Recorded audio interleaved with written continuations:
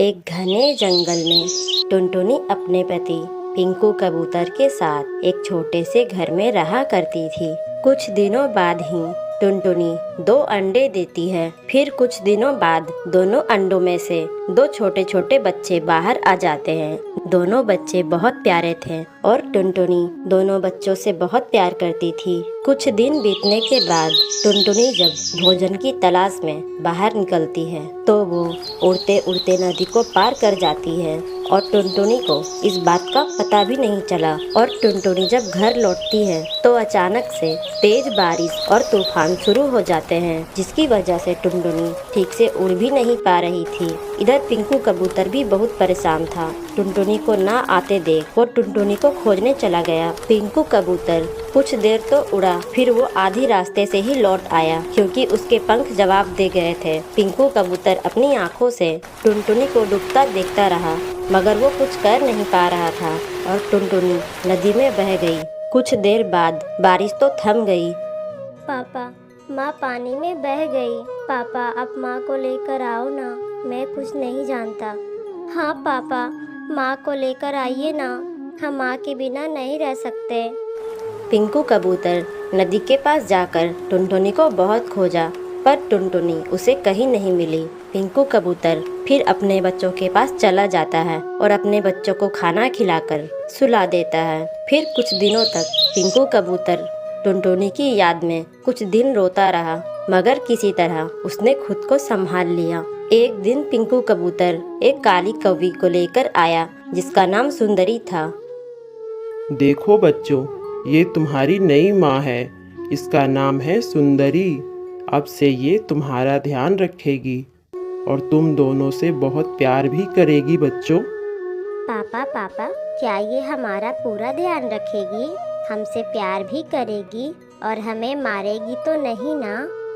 अरे नहीं बच्चों, मैं तुम दोनों से बहुत ज़्यादा प्यार करूँगी और कभी मारूंगी भी नहीं। कुछ दिन तक सुंदरी ने बच्चों से बहुत प्यार किया, पर अगले ही दिन वो अपना असली चेहरा दिखाने लग गई। अजी सुनते हो, ये दोनों तो बहुत ही शरारती बच्चे हैं और मुझे दिन भर बहुत परेशान करते हैं। मेरी एक भी बात नहीं सुनते। अरे बच्चों, मैं ये क्या सुन रहा हूँ? तुम दोनों अपनी माँ को इतना क्यों परेशान कर रहे हो? अगली बार मुझे एक भी शिकायत का मौका नहीं मिलना चाहिए, नहीं तो तुम दोनों को बहुत बड़ी सजा दूंगा। पिंकू कबूतर के जाने के बाद सुंदरी कौवी दोनों बच्चों को चोट से मारने लग गई।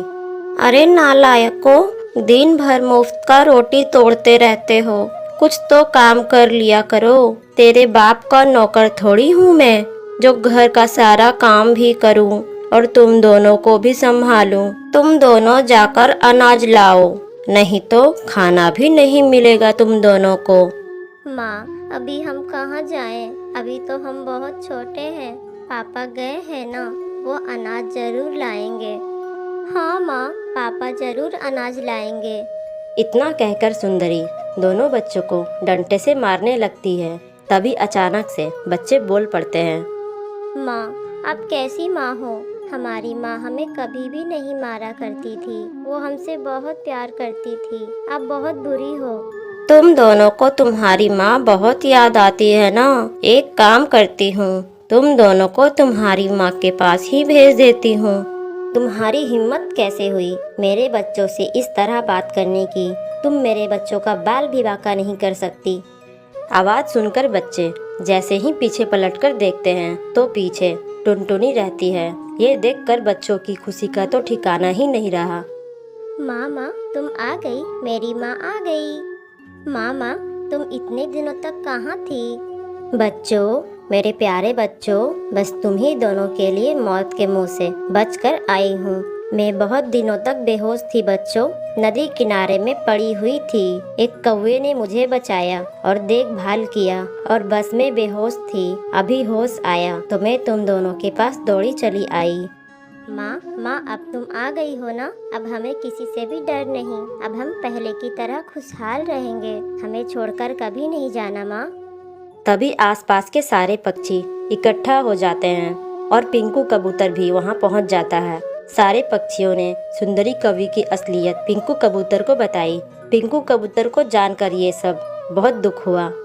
बच्चों, मैं बहुत शर्मिंदा हूँ, मुझे माफ़ कर दो। मुझे अब तुम्हारी सच्चाई पता चल गई है ना। ए कलमुही, चल भाग यहाँ से। बड़ी आई मेरे बच्चों को मारने वाली।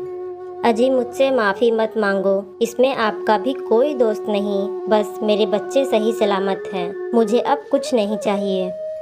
पिंकू कबूतर का पूरा परिवार मिल चुका था। पिंकू कबूतर अपनी पत्नी टुनटुनी और दोनों बच्चों के साथ फिर से हंसी खुशी रहने लग जाते हैं।